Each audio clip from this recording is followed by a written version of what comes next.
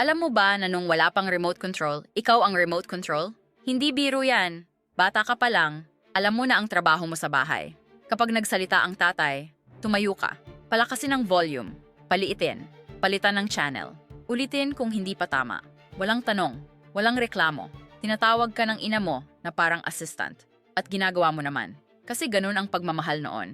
Hindi sinasabi, ginagawa. Pero alam mo ang pinakamaganda doon? Magkakasama kayong lahat sa harap ng isang TV, isang kwarto, isang programa, isang tawanan. Walang sariling tablet, walang sariling silid, walang sariling mundo. Pag nanonood kayo ng sine sa TV, ramdam mo ang katabi mo. Yung boses ng lola mo na nagkokomento sa bawat eksena. Yung tawa ng kuya mo na nakakahawa. Hindi perpekto ang setup na yon, pero nandoon kayong lahat.